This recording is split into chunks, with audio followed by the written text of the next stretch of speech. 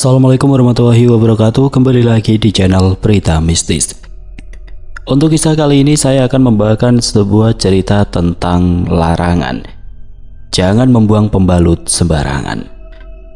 Sebelum kita lanjut ke ceritanya, tekan dulu tombol like video ini dan jangan lupa tekan juga tombol subscribe channel ini. Nyalakan juga lonceng notifikasinya agar tidak ketinggalan cerita-cerita lainnya. Buat teman-teman yang pengen belanja-belanja, nanti silahkan saja klik etalase yang ada di pojok kiri bawah, atau teman-teman bisa kunjungi link pembelian yang ada di kolom deskripsi. Dan seperti apa untuk kisah kali ini, langsung saja kita masuk ke ceritanya.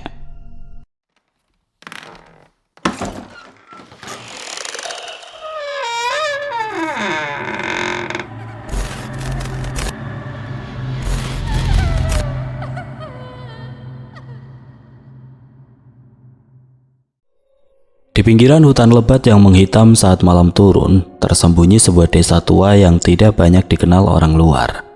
Desa itu berdiri di atas tanah yang dipercaya oleh warganya sebagai tempat bersemayamnya kekuatan-kekuatan lama. Kekuatan yang tidak bisa dijelaskan oleh logika atau pengetahuan modern. Hutan yang mengelilinginya bagai dinding raksasa yang hidup, penuh bisikan dan desir aneh yang kadang terdengar seperti tangisan atau tawa samar di kejauhan. Di sanalah, di antara kabut yang kerap menggantung di pagi hari dan kabar-kabar aneh yang turun-temurun diwariskan, hidup sekelompok orang yang masih setia menjaga kepercayaan leluhur.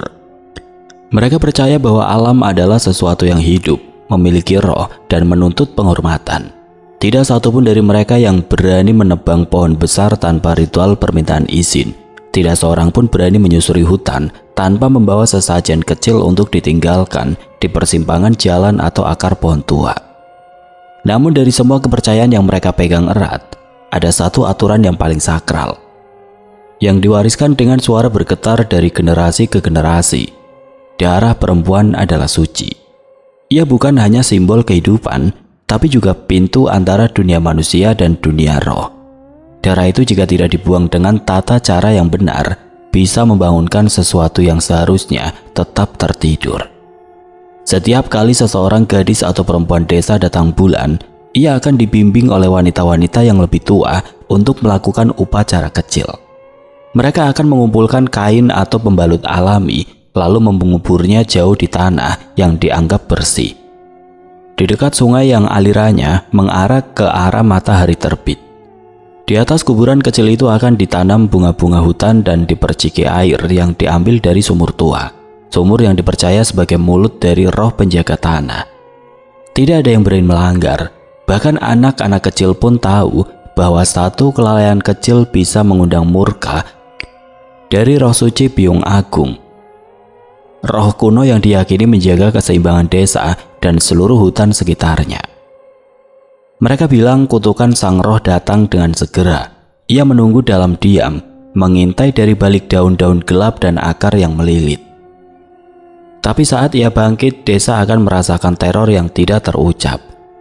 Tanah bisa menjadi busuk, sungai menghitam, dan mereka yang membawa darah dalam tubuhnya akan menjadi sasaran pertama. Malam-malam tertentu, terutama saat bulan baru menggantung redup di langit, para tetua akan membakar kemenyan dan duduk di balik desa. Mereka tidak berbicara, hanya memejamkan mata dan mendengarkan alam. Kabarnya mereka bisa mendengar suara Biung Agung, sebuah desisan lembut seperti nafas panjang dari perut bumi. Kadang berubah menjadi erangan penuh luka. Tidak semua suara bisa diartikan, tapi satu hal pasti, jika darah perempuan dicemari dengan sembarangan, maka suara itu akan berubah jadi jeritan panjang yang memanggil bencana. Desa itu hidup dalam harmoni yang ganjil, tenang namun tegang, karena semua tahu bukan manusia yang memiliki tempat itu, mereka hanya menumpang, dan siapapun yang lupa diri akan segera diingatkan oleh tanah yang mereka pijak. Dahulu kala sebelum desa itu memiliki nama, sebelum tanahnya ditandai batas dan hutannya dijamaki kaki manusia, hiduplah satu roh agung yang dipercaya sebagai penjaga segala kehidupan. Ia bukan roh biasa, ia adalah ibu dari segala yang tumbuh, bernafas, dan hidup dari rahim bumi. Penduduk menyebutnya dengan nama penuh hormat, Roh Suci Biung Agung. Menurut dongeng yang diceritakan dengan suara berbisik di bawah cahaya api unggun, Biyung Agung tidak berwujud manusia atau binatang. Ia adalah nafas yang menghangatkan tanah di pagi hari, getar halus yang merambat lewat akar-akar pepohonan, dan bisikan yang terdengar ketika angin menggesek batang bambu. Ia adalah yang pertama dan terakhir dari rahimnya. Tumbuh hutan, mengalir sungai dan meledak musim panen. Tapi jika marah dari dirinya pula, lahir racun, kekeringan, dan kematian. Konon Biyung Agung sangat mencintai kehidupan, terlebih perempuan. Bagi roh agung itu, tubuh perempuan adalah perpanjangan dari rahimnya sendiri, suci, kuat, dan penuh daya cipta. Maka darah perempuan pun bukan sekedar cairan, melainkan bagian dari kekuatan penciptaan. Sesuatu yang seharusnya tidak disentuh sembarangan, bukan karena najis, tetapi karena terlalu suci. Pada zaman para leluhur pernah ada satu musim kemarau panjang yang membuat sungai kering dan tanah retak-retak. Para tetua mengadu kepada Biyung Agung melalui doa dan sesajen. Namun tidak ada jawaban. Hingga suatu malam dalam mimpi seorang dukun perempuan, Biyung Agung berbicara dengan suara yang berat dan berlumur luka. Ia menunjukkan gambaran tentang seorang gadis muda yang membuang kain berdarahnya ke sungai. Mencemari aliran suci yang seharusnya hanya menerima air dan doa, kain itu mengapung, lalu tersangkut di akar-akar, dan dari situlah kutukan mulai tumbuh. Sejak malam itu desa berjanji untuk tidak pernah lagi mengulangi kelalaian tersebut. Mereka menetapkan aturan yang diwariskan turun-temurun. Setiap darah perempuan harus diperlakukan dengan hormat. Ia harus dikubur bukan dibuang. Ia harus ditanam di tanah yang suci, ditemani doa dan bunga-bunga liar. Hanya dengan begitu, Biyung Agung akan merasa damai. Dan selama Biyung Agung damai, desa akan makmur. Membuang pembalut sembarangan dianggap sebagai penghinaan langsung terhadap rahim bumi. Dan tidak ada murka yang lebih mengerikan dari murka seorang ibu yang dilukai oleh anak-anaknya sendiri. Dalam legenda, jika darah perempuan menyentuh tempat yang kotor atau penuh kebencian, ia akan membuka celah ke tempat roh-roh kelaparan bersemayam. Dari sanalah datang makhluk-makhluk yang dulu dikurung oleh Biyung Agung. Makhluk tanpa suara, tanpa wajah, tapi tahu bagaimana menyesatkan dan memangsa. Maka jangan heran bila di desa itu, setiap kali seorang gadis mendapat tamu bulanannya, ia akan dibawa ke sungai untuk membersihkan diri. Diberi kain khusus yang diwariskan ibunya, lalu diajari bagaimana menanam bekasnya dengan hati-hati. Mereka diajari bahwa ini bukan hanya urusan tubuh, tapi juga perjanjian kuno antara manusia dan tanah yang mereka pijak. Orang luar mungkin menganggap ini berlebihan, bahkan tidak masuk akal. Tapi bagi desa yang masih mengingat bisikan leluhur, setiap tetes darah adalah doa, dan setiap doa yang salah arah bisa berubah menjadi kutukan. Pagi itu kabut masih menggantung rendah di antara batang-batang pohon dan belakang rumah, menyelimuti kebun dengan selimut basah yang dingin dan berat. Embun belum sepenuhnya kering saat Naila berjalan lesu ke belakang rumah. Dengan sendal rumah yang sudah aus dan kaos oblong bekas acara sekolah, di tangannya menggenggam plastik hitam kecil berisi pembalut bekas. Ia mengayunkan tangannya ringan, seolah benda itu bukan hal penting. Naila, gadis berusia 18 tahun, adalah potret remaja yang terjepit antara dua dunia. Masa depan yang ia idamkan di kota besar dan masa lalu yang terus menguntitnya lewat mulut para tetua kampung. Ia tumbuh di desa kecil yang mengagungkan adat dan kisah-kisah roh penjaga, tapi pikirannya telah lama melayang ke dunia modern, tempat semua mitos dianggap ketinggalan zaman dan omong kosong. Kuno banget sih, masa pembalut aja harus dikubur segala? Gumamnya sambil membuka ikatan plastik itu. Dengan wajah setengah malas ia mengintip sekeliling. Tidak ada yang melihat. Tidak ada suara kecuali kicau burung samar dan desir angin. Ia lalu melemparkan plastik itu ke semak tinggi di pojokan kebun, tempat yang jarang disentuh orang. Tanpa rasa bersalah, Naila menutupi jejaknya dengan beberapa lembar daun kering dan ranting patah. Setelah selesai ia melangkah pergi. Di belakangnya angin berhenti sejenak. Kabut tampak lebih tebal, tapi Naila tidak menoleh. Sore harinya di dapur rumah tua bercat hijau yang mulai pudar, Bu Ranti berdiri sambil mengulek sambal. Wajahnya penuh kerutan, bukan hanya karena usia, Tapi juga karena kekhawatiran yang sudah seperti sahabat lama, ia menoleh saat mendengar langkah kaki Naila masuk dari pintu belakang. "Naila, tadi kamu udah buang kainnya kan?" tanya Bu Ranti sambil tetap mengulak. Naila mendengus pelan. "Udahlah Bu, tapi nggak sempet bakar. Aku buang di kebun aja, kan sama saja." Ibu itu berhenti mengulek, tangannya menggantung lesu. "Kamu buang di kebun?" Suaranya turun 1 oktav, hampir seperti berbisik. "Tanpa doa, tanpa membakar." "Ya ampun Bu, itu kan cuma pembalut, bukan jimat.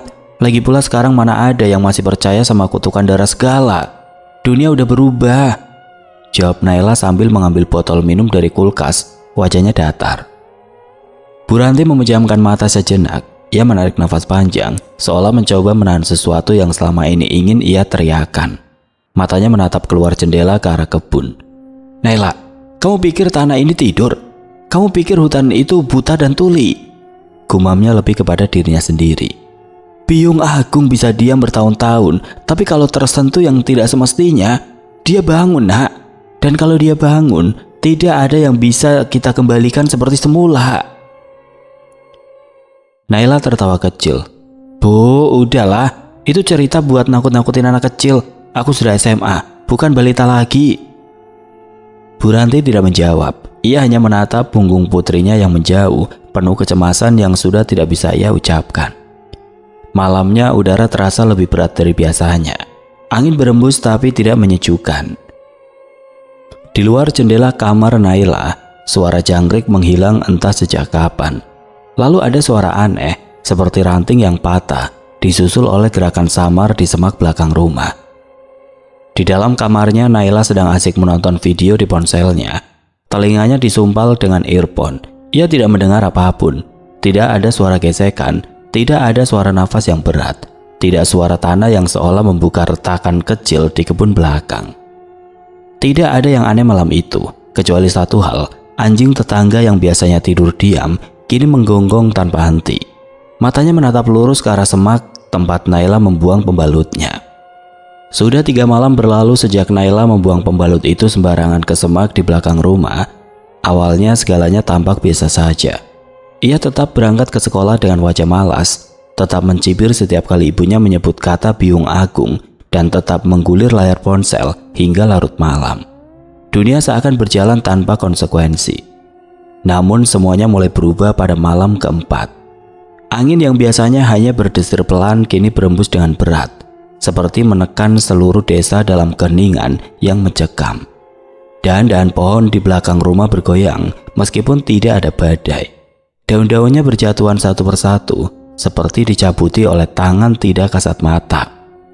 Saat malam mulai menelan cahaya, Naila mematikan lampu kamarnya dan berbaring. Jam digital di mejanya menunjukkan pukul 01.14. Ia memejamkan mata, berharap bisa cepat tidur. Tapi entah kenapa malam itu udara di dalam kamarnya terasa lebih lembab. Bau tanah basah tercium samar. Ia mengira itu cuma karena hujan siang tadi. Namun tepat ketika ia mulai terlelap, sesuatu membuatnya membuka mata. Dingin, bukan dingin biasa, tapi dingin yang menusuk sampai tulang. Ia menggigil walau selimut sudah menutup tubuhnya hingga dagu. Dan di saat itulah ia melihatnya, setitik merah di lantai. Naila menegakkan badan, menatap lebih dekat.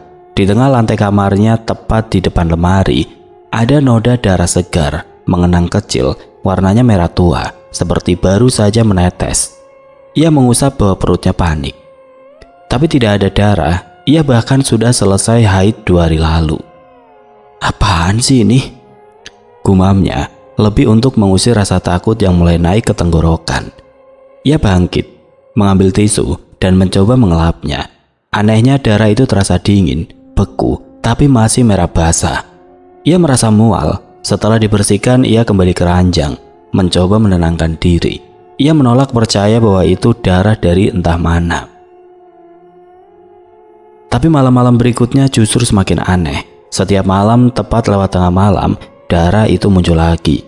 Selalu di tempat berbeda, kadang di pojok kamar, kadang di bawah ranjang, tapi selalu dalam bentuk genangan kecil. Tidak banyak, namun cukup untuk membuat jantungnya berpacu cepat dan selalu segar. Ia bahkan pernah mencoba bergadang untuk mengawasi kapan darah itu muncul. Tapi setiap kali ia tertidur meski hanya 15 menit, darah itu sudah ada saat ia terbangun. Tidak hanya itu, pada malam ketujuh, ia mendengar suara pertama. Awalnya samar, seperti desahan nafas dari dalam kamar mandi, lalu menjadi jelas. Sebuah tangisan, tangisan perempuan. Bukan tangisan histeris, tapi lirih, dalam, seperti perempuan yang sedang meratap kehilangan sesuatu yang amat berharga.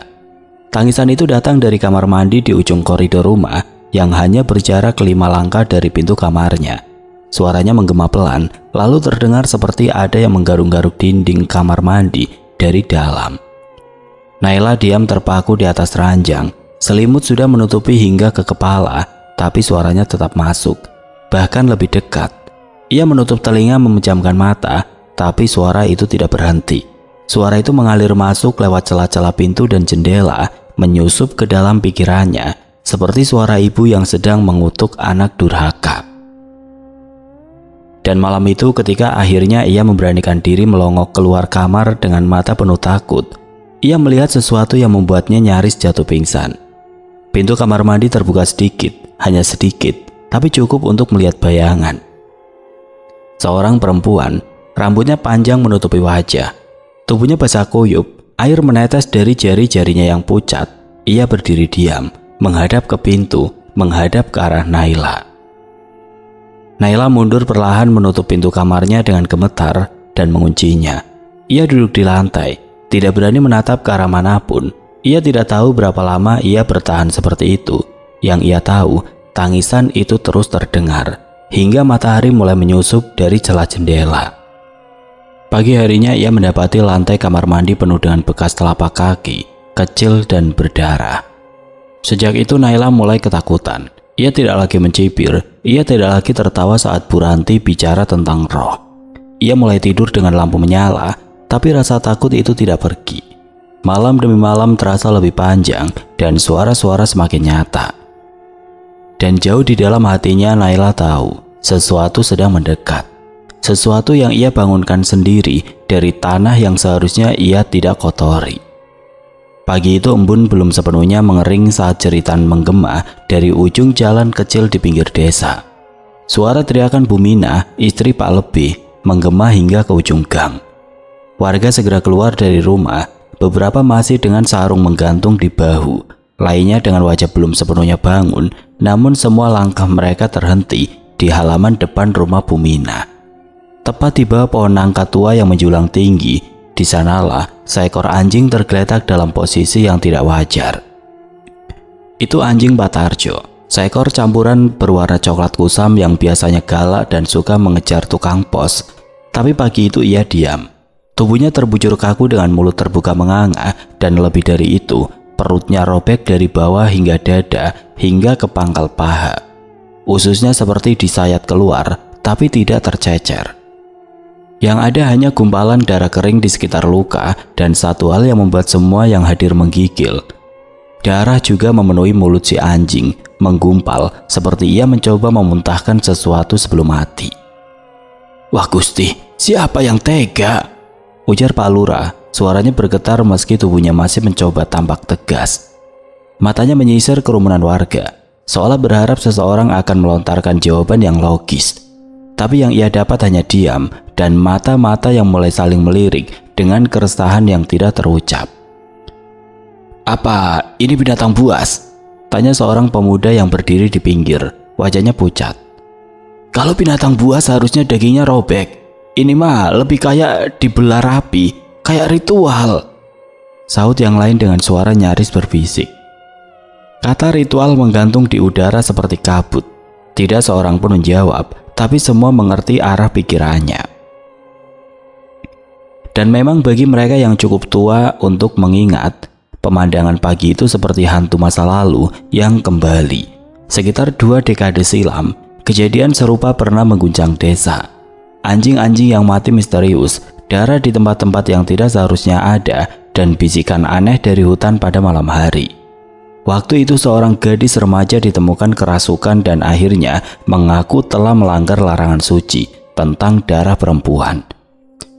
Butuh 3 malam penuh pembakaran kemenyan dan 2 ekor kambing sebagai tumbal sebelum semuanya kembali tenang. Kini mereka melihat tanda-tanda itu lagi. Pak Lurah berdiri mematung, tatapannya menajam. "Ini bukan sekedar hewan mati, ini peringatan."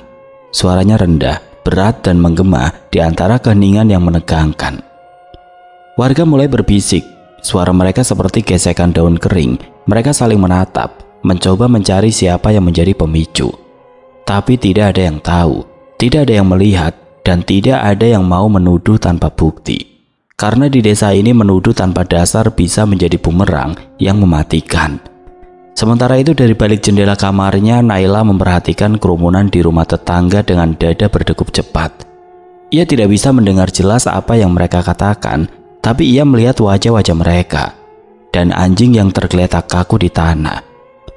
Bulu kuduknya meremang. Sejak malam itu, sejak tangisan dari kamar mandi dan darah yang tidak pernah kering di lantai kamarnya, Naila tahu ada sesuatu yang salah. Ia bahkan belum berani menceritakan kejadian itu kepada siapapun, bahkan ibunya. Rasa malu dan takut bercampur menjadi satu.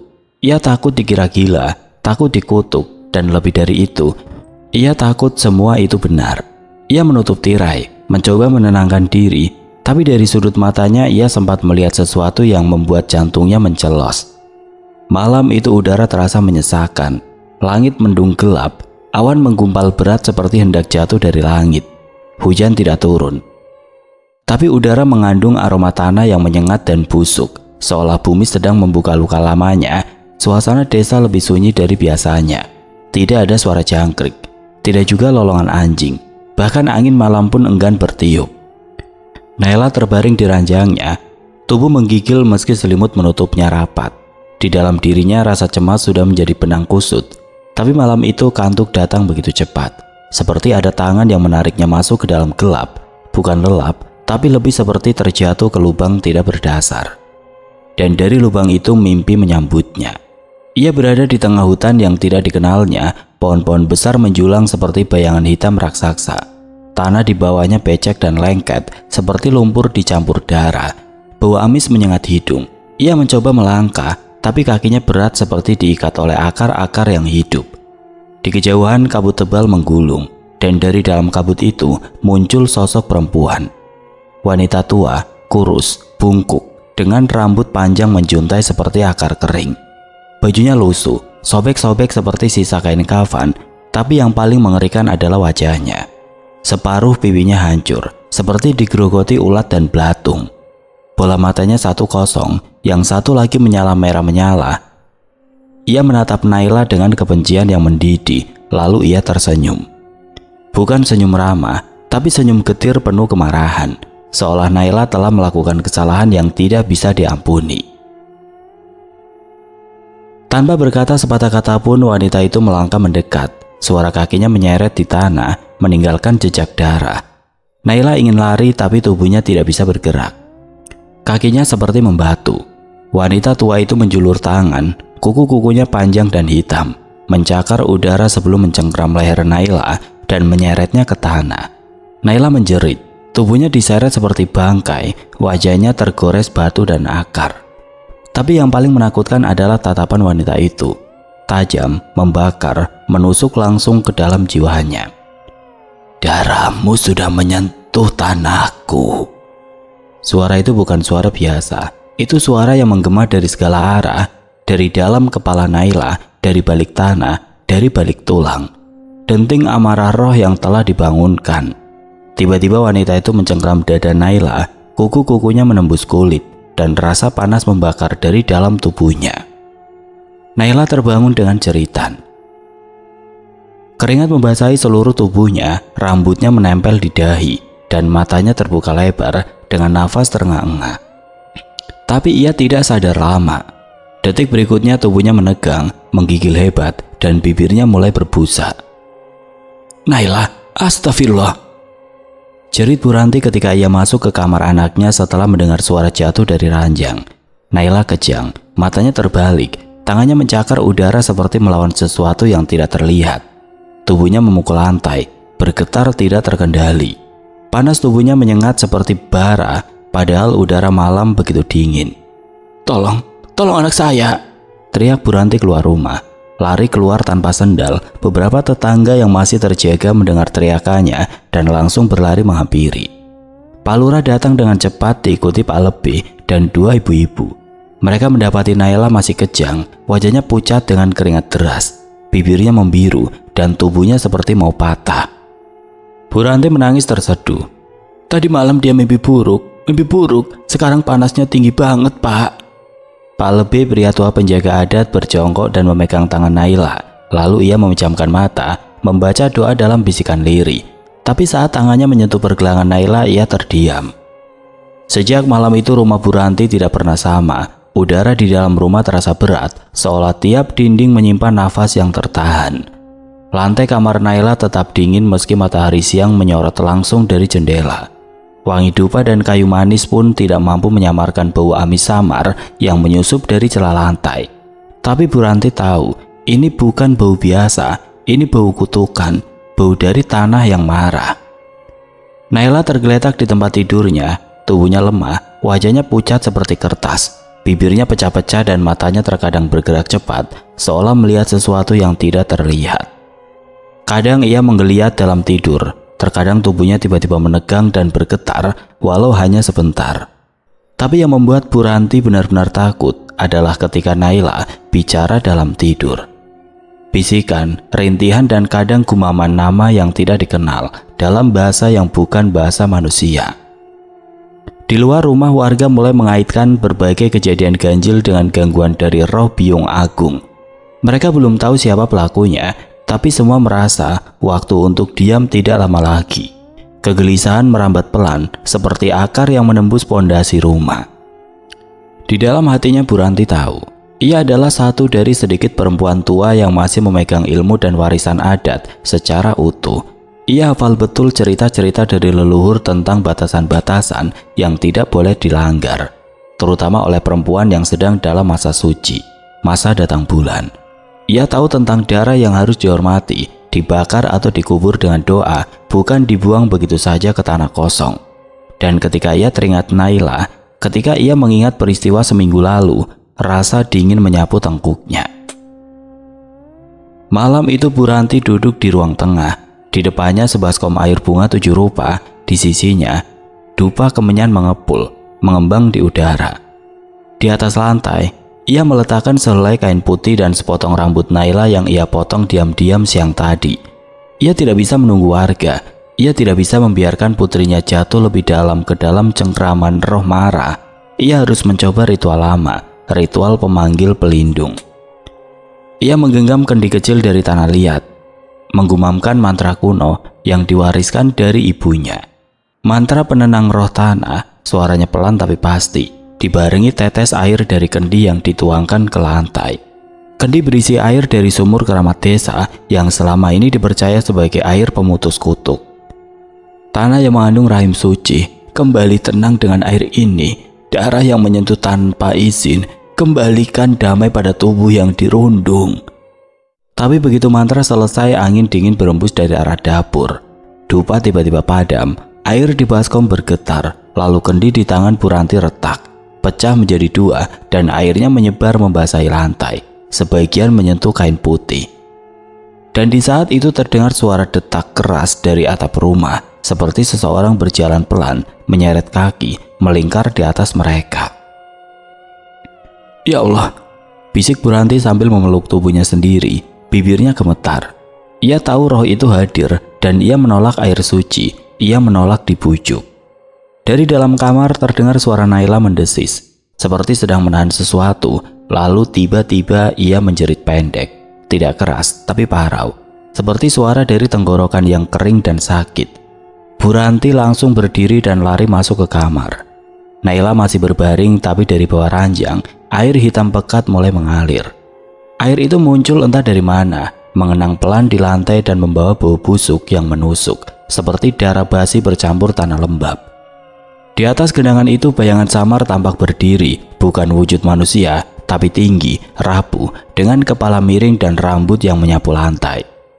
Bu Ranti mundur perlahan, air matanya mengalir, mulutnya tidak henti-henti membaca doa, tapi ia tahu doa biasa tidak cukup. Malam itu ia duduk sendiri di ruang tengah, lampu dimatikan, ia hanya menyalakan pelita kecil, membiarkan rumah dilingkupi remang-remang dan sunyi. Dalam hatinya ia sadar, waktunya telah habis. Dan jika ia tidak segera melakukan sesuatu, roh Biyung Agung tidak hanya akan mengambil anaknya, tapi juga menandai tanah ini selamanya. Malam jatuh seperti tabir hitam yang lebih pekat dari biasanya.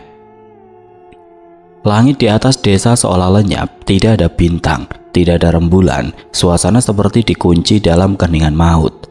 Di dalam kamar sempit itu, tubuh Naila masih terbaring lunglai, kulitnya pucat, nafasnya tipis. Tapi dalam diamnya tubuh, jiwanya terseret ke tempat lain, sebuah dunia yang seperti bayangan dari dunia nyata, namun dipenuhi kesedihan dan kemarahan yang belum pernah ia rasakan. Ia berdiri di tengah ladang luas yang dipenuhi kabut merah muda. Udara di sana hangat, tapi lembab, seperti habis hujan, dan tanah di bawah kakinya terasa lunak, licin seperti lumpur bercampur darah. Tapi ini bukan ladang biasa. Pohon-pohon di sekelilingnya tidak memiliki daun, dan mereka seperti tangan yang terjulur, mengais ke arah langit, memohon sesuatu atau mengutuk. Dan di kejauhan ia melihat rumahnya. Tapi rumah itu dalam bentuk tua, terbuat dari kayu lapuk dan atap daun rumbia. Tidak ada tanda kehidupan, kecuali tangisan. Naila melangkah perlahan ke arah rumah itu, langkahnya diseret oleh rasa penasaran dan rasa takut yang tidak bisa dijelaskan. Ketika ia mendekat, ia melihat seorang perempuan hamil besar, duduk di tanah dengan wajah yang bengkak karena menangis. Tubuhnya penuh luka, pakaiannya compang-camping, dan darah mengalir dari bawah roknya, membasahi tanah yang kini terlihat seperti menyerap setiap tetesnya dengan rakus. Ampuni aku tidak bersalah, gumam wanita itu lirih sambil mengusap perutnya. Di sekelilingnya berdiri bayangan-bayangan manusia. Mereka tidak punya wajah, tapi dari sikap tubuh mereka, Naila bisa merasakan kebencian. Mereka menunjuk, mencaci, menghardik. Naila tidak mendengar kata-kata mereka. Hanya suara angin dingin dan suara ketukan tulang kering, seperti suara kayu dipatahkan. Tapi dari air muka wanita itu, Naila tahu ia telah dipermalukan atau dihukum. Lalu tubuh wanita itu roboh. Jerit terakhirnya menggema di antara pohon-pohon tidak bernyawa, dan dari balik bayangan-bayang itu, seseorang menyeret mayatnya ke arah kebun. Kebun itu adalah kebun belakang rumah Naila sekarang.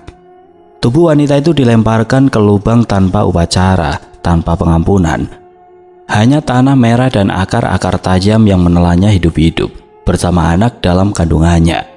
Dari dalam tanah itu muncul seberkas cahaya merah, lalu pelan-pelan berubah menjadi kabut hitam, membentuk sosok yang perlahan naik. Sosok yang dikenal Naila, meski baru sekali ia lihat dalam mimpi, roh Biyung Agung. Wanita tua berwajah rusak itu dengan mata yang menyala dan suara yang bergema dari perut bumi. Tapi dalam bentuknya yang pertama, ia tampak masih utuh, cantik, muda, tapi penuh duka. Matanya membawa luka yang menetes menjadi racun di tanah. Suara lirih terdengar seperti nyanyian perempuan-perempuan tua yang mendoakan roh. Tapi nyanyian ini penuh kemarahan. Darah yang jatuh tanpa restu akan menjadi jalan bagiku. Tubuh yang dikutuk oleh malu akan kembali menuntut waktu. Naila terhuyung. Dunia di sekelilingnya berguncang pelan seperti pusaran. Wajah roh Biyung Agung menoleh ke arahnya. Naila terbangun dengan nafas terengah-engah, matanya terbuka lebar, menatap langit-langit kamarnya yang kini terlihat gelap dan jauh. Tubuhnya masih sangat lemas, seperti tidak punya daging, tapi pikirannya kini terisi penuh dengan pemahaman. Ia tahu sekarang, asal-usul legenda itu bukan cuma cerita, wanita hamil yang dipermalukan, darahnya yang tumpah di tanah itu, tempat rumah mereka sekarang berdiri, adalah pusat dari roh marah yang disebut Biyung Agung Suci. Dan tiap tetes darah perempuan yang menyentuh tanah itu menjadi jembatan bagi roh tersebut untuk kembali, untuk membuka luka lama yang belum sembuh. Air mata Naila jatuh tanpa ia sadari, bukan hanya karena ketakutan, tapi karena penyesalan yang menyesakkan dada. Ia ingin berkata pada ibunya, ia ingin minta maaf, tapi tubuhnya masih tidak bisa bergerak. Pagi itu matahari muncul dengan cahaya suram, seolah enggan bersinar penuh. Kabut tipis masih menggantung di atas atap rumah-rumah tua desa, dan embun yang biasanya terasa sejuk kini terasa seperti keringat dingin di kulit. Di kamar sempit tempat Naila berbaring selama berhari-hari, udara tidak bergerak. Masih ada bau kemenyan dan sisa dupa ritual malam tadi. Namun semua tidak cukup menenangkan kegelisahan yang kini tumbuh dalam dada Bu Ranti. Naila terbangun dengan tubuh masih lemah, tapi kali ini matanya terbuka penuh. Sorotnya tidak lagi kosong seperti sebelumnya. Ada ketakutan, ada penyesalan, dan ada beban yang menekan jiwanya. "Bu," suaranya parau nyaris tidak terdengar.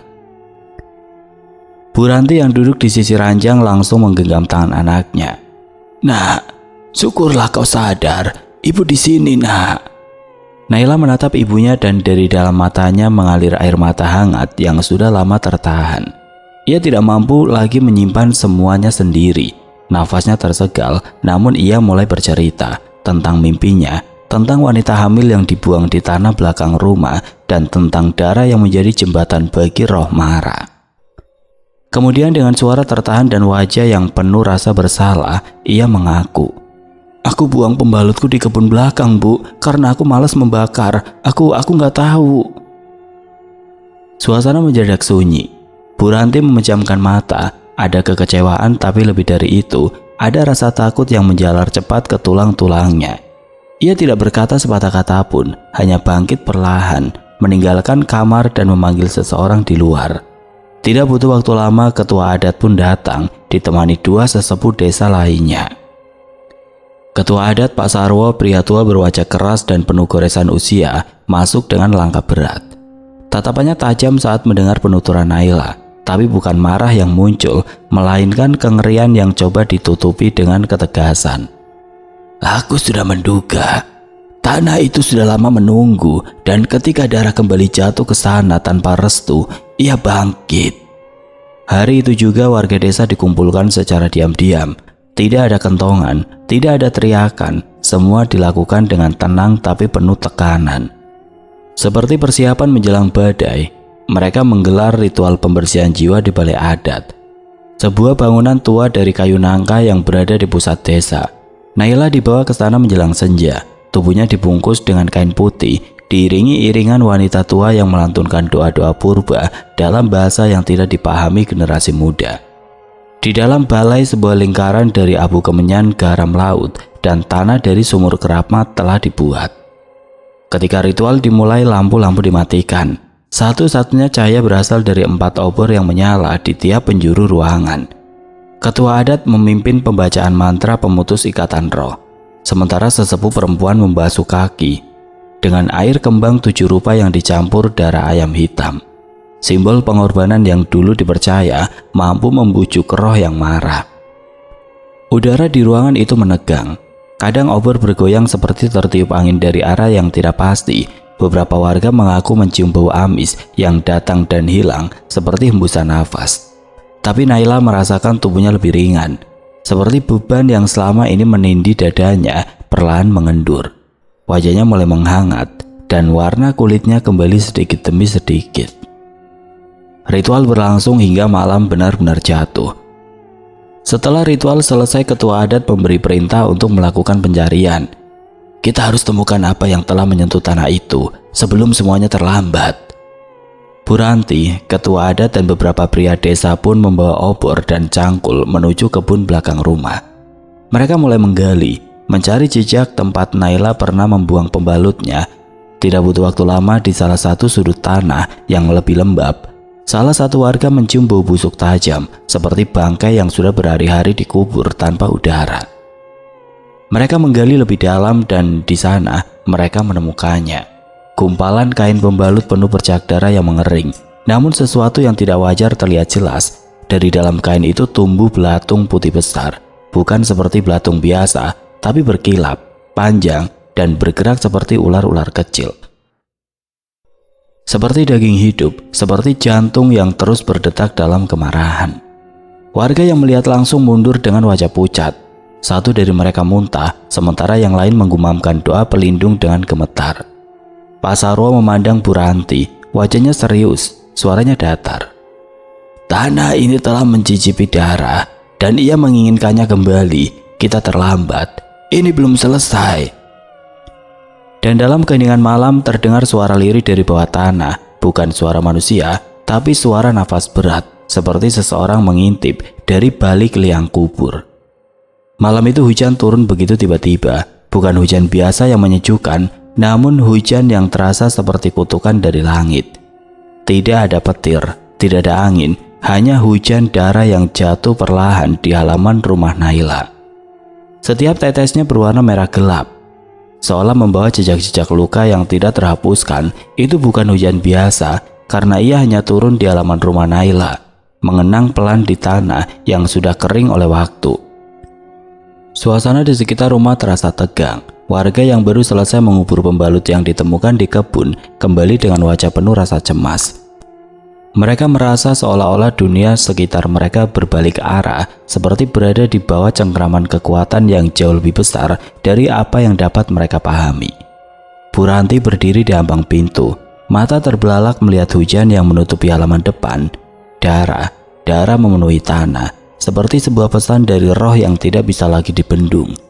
Di dalam hatinya, Bu Ranti merasa tidak ada lagi jalan keluar. Ia sudah terlambat untuk melindungi Naila. Naila tidak ada kabar darinya. Di dalam kamar, tubuh Naila masih terbaring, namun sekarang ia sudah lebih sadar, meski hanya setengah sadar. Matanya terbuka lebar tetapi pandangannya kabur, seolah berada di antara dunia nyata dan dunia lain. Seluruh tubuhnya terasa seperti dihantam oleh gelombang yang tidak terlihat. Tubuhnya kaku dan berat. Setiap detik terasa seperti 100 tahun. Lalu, suara itu datang lagi. Suara lirih nyaris tidak terdengar namun jelas sekali di dalam kepala Naila. Suara yang datang dari tanah, suara yang datang dari dalam darah yang baru saja dibuang tanpa izin. "Datanglah Naila, kami menunggumu." Itu suara wanita yang pernah dilihatnya dalam mimpinya. Wanita hamil yang telah diperlakukan keji. Suara itu penuh dengan kekosongan, penuh dengan keputusasaan. Tanpa sadar Naila bangkit dari tempat tidurnya, meski tubuhnya gemetar dan lemah. Langkahnya tidak terarah, namun kakinya seakan digerakkan oleh tangan yang tidak terlihat. Setiap langkah terasa seperti dipaksa. Kakinya melewati kamar, keluar ke ruang tengah, dan akhirnya menuju pintu belakang. Di luar hujan darah semakin deras. Setiap tetes darah yang jatuh ke tanah mengeluarkan suara berdesis, seperti darah itu mendidih. Tanah yang sudah diliputi oleh darah itu kini terasa mengeras, seolah menariknya untuk pergi lebih jauh, untuk menuju tempat yang lebih dalam. Dan tanpa bisa dihentikan, Naila berjalan menuju kebun belakang, meninggalkan jejak darah di setiap langkahnya. Bu Ranti berdiri di ambang pintu, merasa ada yang salah. "Naila!" teriaknya tapi tidak ada jawaban. Hanya suara hujan yang berdetak, menghantam tanah. Ia melangkah keluar tetapi langkahnya terhenti ketika melihat jejak darah di tanah. Jejak itu mengarah ke kebun belakang. Dalam hati Bu Ranti merasakan sesuatu yang sangat salah, sesuatu yang lebih gelap daripada yang ia bayangkan. Dengan langkah tergesa Bu Ranti mengikuti jejak darah yang semakin memudar. Seolah Naila semakin menjauh dari dunia ini. Jejak itu memimpin Bu Ranti ke tempat yang selama ini dianggap terlarang oleh warga desa. Lubang tua di kebun belakang rumah. Lubang itu sudah lama terlupakan. Sejak dulu warga desa mengatakan bahwa itu adalah tempat yang tidak boleh digali, karena di sanalah arwah-arwah yang terkutuk dikuburkan. Dulu tanah itu menelan para perempuan yang tidak mematuhi pantangan, yang darahnya tercurah tanpa izin. Lubang itu menjadi tempat yang penuh dengan kutukan, tempat di mana roh-roh yang tidak tenang berkumpul. Bu Ranti tiba di tepi lubang. Dengan obor kecil di tangannya, hujan darah masih terus turun, namun tidak lagi terdengar suara desis, yang ada hanya keheningan. Lubang itu kosong, namun terasa sangat dalam, seperti mengundang Bu Ranti untuk melihat lebih jauh ke dalamnya. Dan di tengah kekosongan itu ia bisa merasakan kehadiran Naila. Namun Naila tidak ada di sana, hanya ada jejak darah yang mengarah ke dalam lubang, memudar di kegelapan yang menyelimuti tempat itu. Tiba-tiba Bu Ranti merasa tubuhnya seperti ditarik ke bawah. Ia terjatuh dan sebelum ia bisa mengumpulkan tenaga, ia merasa sesuatu yang dingin dan kasar mengelilingi pergelangan tangannya. Sesuatu yang tidak terlihat menariknya semakin dalam ke dalam kegelapan.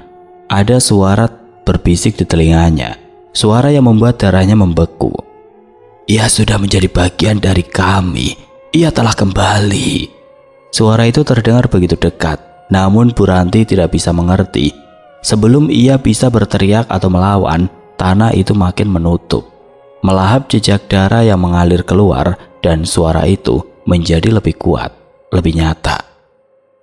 Desa itu yang sebelumnya tenang dan terisolasi, kini dipenuhi dengan kekacauan. Warga yang sebelumnya tidak pernah merasakan ketakutan sedalam ini, kini berkumpul di alun-alun desa.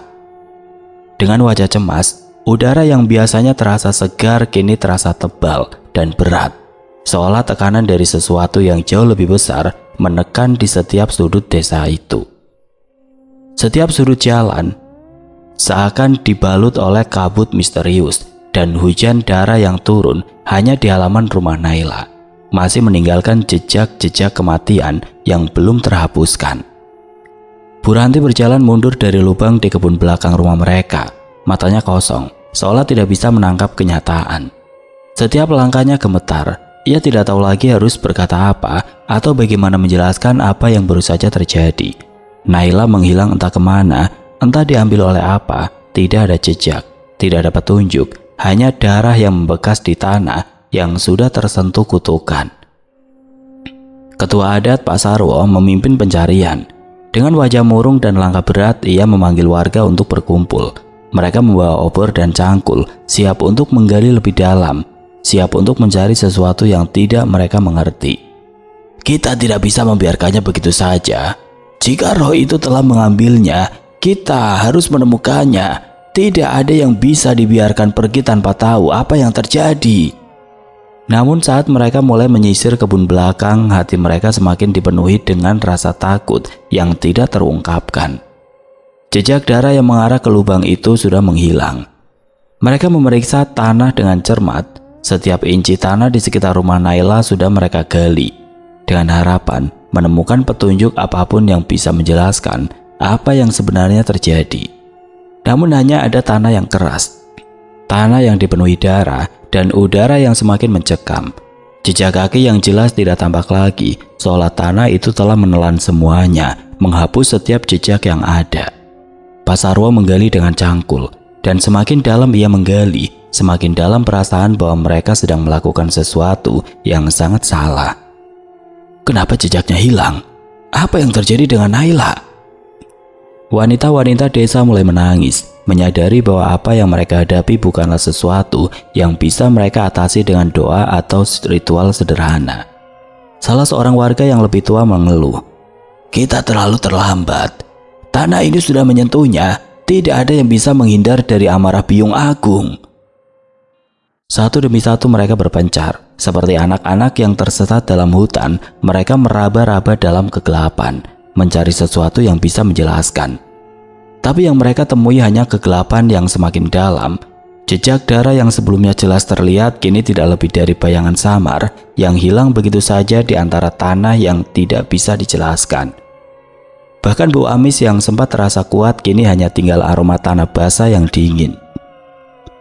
Bu Ranti berjalan pelan, seperti kehilangan arah. Ia berusaha memanggil Naila, memanggil dengan suara yang penuh harap.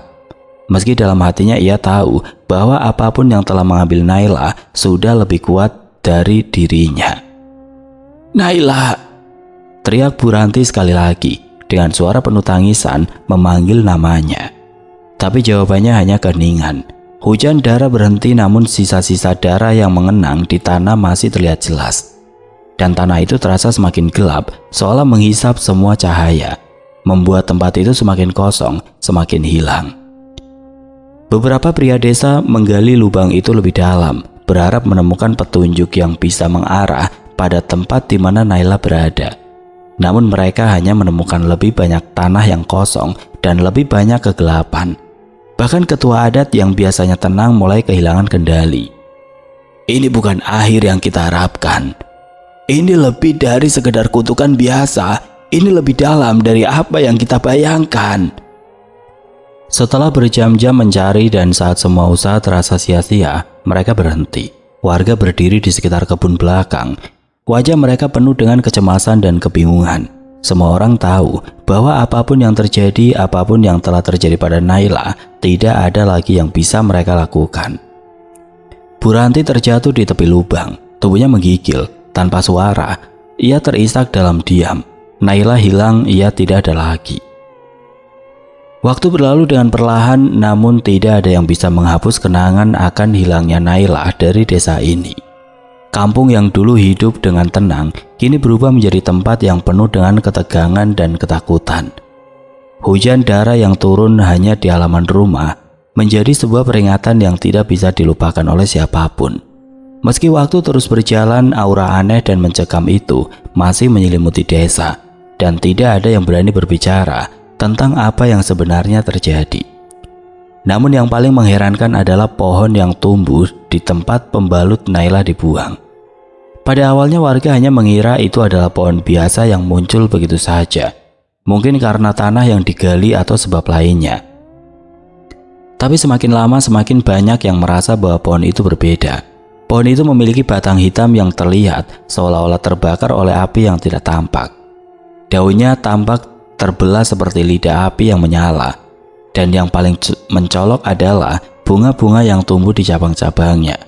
Bunga merah darah yang mekar dengan sangat intens di setiap malam bulan purnama. Bunga-bunga itu sangat mencolok, dengan kelopak yang tampak seperti darah yang segar menggantung lemas dari cabang-cabang yang bengkok, seolah-olah mengundang kehadiran sesuatu yang tidak terlihat. Setiap malam warga bisa mendengar suara angin yang berbisik melalui daun-daun pohon. Seolah ada suara halus yang berasal dari sana, suara yang tidak bisa dijelaskan. Ada yang mengatakan bahwa itu adalah suara roh yang belum tenang, ada pula yang percaya bahwa itu adalah suara Naila, yang kini terperangkap di dalam pohon itu, tidak bisa pergi karena kutukan yang tidak terhapuskan. Beberapa warga berani mendekati pohon itu pada siang hari, mencoba untuk memahami apa yang sebenarnya terjadi. Mereka melihat bunga-bunga merah darah itu dengan ketakutan yang rasa jijik. Namun begitu malam tiba, mereka tidak berani mendekat lagi. Pohon itu seakan berubah menjadi sesuatu yang lebih menyeramkan, sesuatu yang tidak bisa dipahami dengan akal sehat. Pada malam bulan purnama berikutnya, saat bunga-bunga itu mekar dan lebih intens, suara tangisan mulai terdengar lagi. Suara perempuan yang teredam oleh gemercik angin yang datang dari pohon itu. Suara tangisan itu selalu dimulai setelah matahari terbenam dan tidak pernah berhenti hingga dini hari. Suara itu mengingatkan mereka pada suara Naila, suara yang pernah mereka dengar dari kamar mandi rumahnya sebelum gadis itu hilang tanpa jejak. Tidak seorang pun yang berani memasuki rumah Naila setelah kejadian itu, meskipun pintu rumahnya sudah terkunci rapat dan tidak ada yang tinggal di sana. Ada yang merasa bahwa rumah itu tidak pernah kosong. Beberapa warga yang melintas di depan rumah Naila, terutama pada malam hari, mengatakan bahwa mereka bisa mendengar suara aneh dari dalam rumah. Suara langkah kaki, suara wanita menangis, bahkan ada yang mengatakan bahwa mereka mendengar panggilan nama mereka. Suara yang datang dari dalam rumah, namun tidak ada sosok yang terlihat di sana. Pada suatu malam bulan purnama, Pak Sarwo memutuskan untuk pergi ke kebun belakang rumah Naila, menghadap pohon berdarah itu dengan tekad yang bulat. Ia memegang sebuah parang di tangan kanannya, sebuah simbol perlindungan, meski ia sendiri tahu bahwa apa yang ia hadapi bukanlah sesuatu yang bisa dikalahkan dengan kekuatan fisik. Namun rasa tanggung jawab yang mendalam mendorongnya untuk melangkah. Ketika tiba di pohon itu, Pak Sarwo merasakan sesuatu yang luar biasa. Sebuah getaran yang mengalir melalui tanah, seolah-olah tanah itu sedang berbicara padanya. Suara tangisan itu semakin keras, semakin jelas, dan ia bisa mendengar kata-kata yang tidak bisa dipahami. "Aku tidak bisa pergi, bantu aku." Suara itu terdengar sangat jelas, seolah berasal dari pohon itu sendiri. Pak Sarwo berdiri di sana, memandangi bunga-bunga merah darah yang mekar begitu mencolok di bawah cahaya bulan purnama. Beberapa kelopak bunga bergoyang seolah merespon keberadaannya, dan bau amis darah mulai memenuhi udara. Dalam kegelapan malam itu, Pak Sarwo merasakan ketakutan yang belum pernah ia rasakan. Apakah Naila masih ada di sini? Apakah roh dari tanah ini menuntut sesuatu darinya? Pertanyaan itu menghantui pikirannya. Tetapi sebelum ia bisa menjawab, ia mendengar sesuatu yang mengerikan, sebuah suara gemersik yang datang dari balik pohon. Pak Sarwo menatap dengan cemas, namun di saat itulah ia melihatnya sebuah tangan putih pucat yang muncul dari balik pohon, bergerak pelan seperti merayap keluar dari dalam batang pohon yang hitam. Tangan itu meski tampak pucat dan tidak hidup, berjalan menuju Pak Sarwo seolah ingin menyentuhnya. Pak Sarwo mundur dengan cepat, terkejut dan hampir terjatuh. Tidak, tidak, serunya dalam hati. Ia tidak bisa menjelaskan apa yang baru saja ia lihat. Namun ia tahu satu hal, desa ini tidak akan pernah bebas dari kutukan itu. Pohon itu adalah simbol dari sesuatu yang lebih gelap, sesuatu yang belum selesai. Malam itu Pak Sarwo kembali ke rumahnya. Wajahnya pucat dan tubuhnya gemetar. Di luar hujan mulai turun lagi. Bukan hujan biasa tetapi hujan yang merah.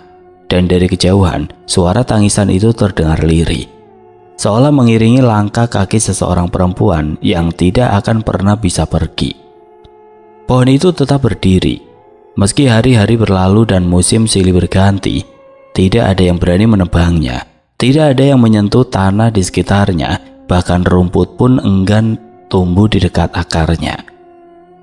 Di setiap malam bulan purnama, bunga merah darah itu terus mekar, dan setiap kelopaknya seolah menjadi mata yang menatap dalam diam, menjadi lidah yang mengisi rahasia yang dikubur dalam-dalam. Rumah Bu Ranti kini ditinggalkan. Tidak ada yang mau mendekat. Tidak karena mereka tidak peduli, tapi karena mereka tahu apa yang ada di dalam sana bukan lagi milik dunia ini.